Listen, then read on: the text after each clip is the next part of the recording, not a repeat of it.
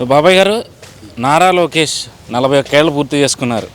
So జనవరి 23 ఆయన పుట్టినరోజు. మొదట్లో ఆయన మీద ఎన్నో ట్రోల్స్ నడిచాయి, ఎన్నో విమర్శలు నడిచాయి. మరి ఇప్పుడు 41 ఏళ్ల తర్వాత నారా లోకేష్ని చూస్తే నిజమైన రాజకీయ నాయకుడిగా ఎదిగాడని మీరు ఎంతవరకు నమ్ముతున్నారు?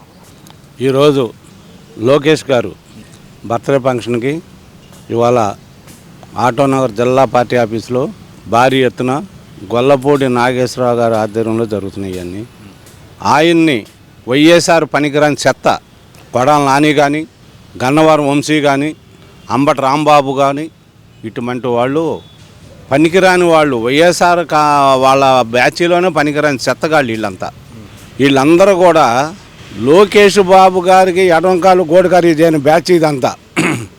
ఎందుకంటే వీళ్ళందరూ కూడా ఇంట్లో దీన్ని ఇంటి వాసాలు లెక్క పెట్టే బ్యాచ్ ఇవన్నీ. వాళ్ళని ఎప్పుడు కూడా మేము ఫలానా వాళ్ళు అట్ట అన్నారు, వీళ్ళు అట్ట అన్నారు అనేది వాళ్ళని ఎప్పుడు కూడా మేము వాళ్ళని గురించి ఆలోచించాం. ఎందుకంటే ఒక ఏనుగు వెళ్తుంటే కుక్కలు చాలా మరుగుతాయి, ఆ కుక్కలో ఈ కుక్కలు. అందుకనే వాళ్ళ గురించి మేము ఎప్పుడు కూడా ఆలోచించాం. లోకేష్ బాబు గారు కూడా యుగదూరం పాదయాత్రలో కుప్పం కాడ నుంచి బయలుదేరి విజయనగరం జిల్లా వరకు కూడా వెళ్ళిపోయాడు. ఆయన పాదయాత్ర చూసి ఈ వైఎస్ఆర్ వాళ్ళందరూ కూడా 2 రోజులు నడుతాడు, 3 రోజులు పనుకుంటాడు, వారం రోజులు నడుతాడు, 15 రోజులు పనుకుంటారని పిచ్చి పిచ్చి వాగుడు వాగిన వాళ్ళు చాలామంది ఉన్నారు వైఎస్ఆర్ వాళ్ళు. ఆ వాగుడే వాళ్ళకి దెబ్బ వచ్చేసింది. ఎందుకంటే లోకేష్ చాలా నీతి నిజాయి గలవాడు. వీళ్ళంతా అవినీతి కుంభకోణంలో కూరుకుపోయిన వాళ్ళు బ్యాచ్ ఇదంతా కూడా. వైఎస్ఆర్ బ్యాచ్ అంటేనే వైఎస్ఆర్ కుంభకోణంలో మునిగిపోయిన బ్యాచ్. మరి ఇవాళ బాబు గారిని కానీ లోకేష్ బాబుని కానీ విమర్శించే స్థాయి వైఎస్ఆర్ ఎవ్వరికీ లేదు. జగన్మోహన్ రెడ్డితో సహా ఎవ్వరికీ లేదు ఆయన విమర్శించే స్థాయి ఎవరికి కూడా. ఎందుకంటే వాళ్ళు చాలా నీతి నిజాయితీ గలవాళ్ళు, చాలా పద్ధతి గలవాళ్ళు, వాళ్ళ కుటుంబమే నీతి నిజాయితీ గలది. మరి వైఎస్ఆర్ వాళ్ళలాగా అవినీతి కుంభకోణాలు ఎక్కడా కూడా లేరు. అంటే ఇక్కడ లోకేష్ పాదయాత్ర చేసినప్పుడు జగన్మోహన్ రెడ్డి ఏమో తన ముఖ్యమంత్రి పదవి కోసం పాదయాత్ర చేశారనేది ఆయన ఎన్నికల్లో గెలిచిన తర్వాత ప్రజలందరూ గ్రహించారు. ఈరోజు లోకేష్ పాదయాత్ర చేస్తూ ఉంటే యువకులంతా కూడా లోకేష్ మీద గంపెడు ఆశలు పెట్టుకున్నారు.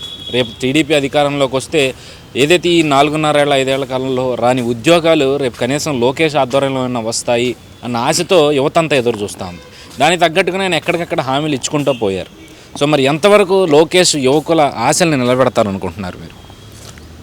లోకేష్ బాబు పాదయాత్రలో ఆయన స్వలాభం కోసం కాదు, వాళ్ళ నాన్న స్వలాభం కోసం కాదు పాదయాత్ర చేసింది.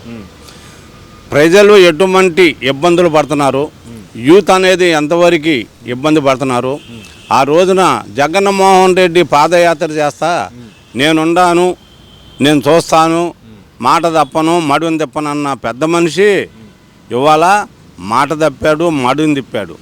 వీళ్ళందరూ కూడా ఇవాళ ఉన్న పరిస్థితులను బట్టి కూడా చాలామంది కూడా యూత్ కానీ, యువకులు కానీ, ఎవరన్నా లేడీస్ కానీ వీళ్ళందరూ కూడా చాలామంది కూడా ఇబ్బందులు పడుతున్నారని వాళ్ళ కోసం ఏ సంఘాల వారు ఉన్నారు, ఏ కులం వారు ఉన్నారని కూడా ఇబ్బందులు గ్రహించి వాళ్ళకి రేపు మన గవర్నమెంట్ వచ్చాక వాళ్ళని ఆదుకునే బాధ్యత మనం తీసుకోవాలి అనే దాని మీద లోకేష్ బాబు పాదయాత్ర చేశాడు. కానీ ఆయన స్వలాభం కోసం కాదు, తెలుగుదేశం స్వభావం కాదు, జనసేన స్వభావం కోసం కాదు చేసింది ఈ పని అంతా కూడా. ప్రజల క్షేమము తెలుసుకోవటానికే పాదయాత్ర చేసి వాళ్ళకి రేపు రాబోయే రోజుల్లో టీడీపీ గవర్నమెంట్ వస్తుంది కనుక జనసేన తెలుగుదేశం కూడా కలిసి వాళ్ళ యూత్ని ఏ విధంగా మనం పబ్లిక్ చేయాలి, వాళ్ళకి ఏ విధంగా మనం ఆదుకోవాలి, వాళ్ళకు వచ్చిన ఇబ్బందులు ఏంటి అనే దాని మీద కూడా తెలుసుకోవడానికి లోకేష్ బాబు పాదయాత్ర చేశాడు. అదే కాక చంద్రబాబు నాయుడు గారు రాజమండ్రిలో ఆయన ఫెస్టివల్ రిలీజ్ చేశాడు. ఆ మేనిఫెస్టోలో రిలీజ్ చేశాడు. ఆ మేనిఫెస్టోలో కూడా ఇంటింటికి డోర్ టు డోర్ తిరిగి కార్యకర్తలు కానీ నాయకులు కానీ పంచారు.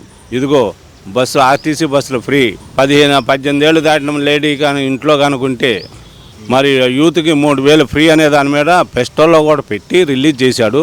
రేపు రాబోయే రోజుల్లో తెలుగుదేశం గవర్నమెంటు అలాగనే జనసేన కలిసి పనిచేస్తున్నాయి కనుక జనసేన తెలుగుదేశం అనేది కాకుండా 2 కలిపి ఆ విధంగా ఎవరెవరికి ఇబ్బందులు ఉన్నాయో ఆ ఇబ్బందులు కూడా గ్రహించేసి వాళ్ళ అవసరాలు కూడా ఆదుకోవటానికి లోకేష్ బాబు పాదయాత్ర చేశాడు.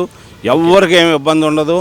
జనవరిలో కూడా క్యాలెండర్ రిలీజ్ చేస్తానన్నాడు జగన్మోహన్ రెడ్డి, మాట తప్పాడు, మనుని తిప్పాడు. కనుక ఇవాళ యూత్ మొత్తానికి కూడా పూర్తి హామీ ఇచ్చేశాడు లోకేష్ బాబు. సో ఇవన్నీ పక్కన పెడితే ఈ మధ్య షర్మిల గారు పిసిసి అధ్యక్షురాలు అయ్యారు కాంగ్రెస్ పార్టీ. సో వెంటనే ఆవిడ అటు చంద్రబాబుని జగన్మోహన్ రెడ్డిని ఇద్దరిని కూడా తీవ్రమైన విమర్శలు చేశారు. 10 ఏళ్లుగా ప్రత్యేక హోదా తీసుకురాలేకపోయారు, పోలవరం కట్టలేకపోయారు, రాష్ట్రాన్ని అభివృద్ధి చేయలేకపోయారు, రాజధాని నిర్మించలేకపోయారు అంటూ కూడా చంద్రబాబుని జగన్మోహన్ రెడ్డిని ఇద్దరిని ఆవిడ విమర్శించడం ఎట్లా చూస్తారు? ఈరోజు శర్మల రాజశేఖర రెడ్డి బిడ్డనని చెప్పుకుంటే తెలంగాణ అంతా తిరిగింది. తెలంగాణలో చేయాల్సిన పరాభం అంతా చేశాడు కేసీఆర్. చివరికి కారులో కూర్చుంటే కనీసం మానవత్వం లేకుండా కూడా కేసీఆర్కి క్రైన్తో కారు కూడా పైకి లేపాడు. ఎవరో కేసీఆర్ లేపాడు. అక్కడ పనికిరానామా షర్మిల తెలంగాణలో ఎక్కడ పనికిరాపోతే ఆంధ్రాకు వచ్చింది ప్రస్తుతానికి. ఎందుకంటే అక్కడ ఎలక్షన్లు అయిపోయినాయి, ఆమెకు పనేమి లేదు. అక్కడ పనేమి లేదు కనుక ఇప్పుడు కాంగ్రెస్ తరఫున ప్రచారం చేస్తాను అని వచ్చి ఇక్కడ ప్రచారం చేయబోతున్నాం. ఆమె వల్ల ఏమి అవదు, మా టీడీపీ ఓట్లేమి ఎక్కడికి పోవు. ఆమె ఏదన్నా చీల్చుకుంటే కాంగ్రెస్ ఓట్లు ఏమైనా చీల్చుకుంటుందేమో, కానీ మా తెలుగుదేశానికి కానీ జనసేనకు కానీ ఎటువంటి మేము భయపడతలేదు. ఆమెను గురించి అసలు మాకు డౌట్ లేదు. మరి వాళ్ళన్న జైల్లో ఉన్నప్పుడు జగనన్న బాణం వదులుతున్నాను, మా అన్న ఉన్నాడు, జగనన్న బాణం వదులుతున్నాడు, బయటకు వస్తున్నాడు అనే దాని మీద ప్రచారం చేసింది. తల్లి కూతురు ఇద్దరు చేశారు. ఏది జగనన్న బాణం ఏమైంది? రివర్స్ తిరిగిపోయింది బాణం. రేపు కూడా ఏం పరిస్థితి కూడా అదే, తల్లి పరిస్థితి కూడా అదే.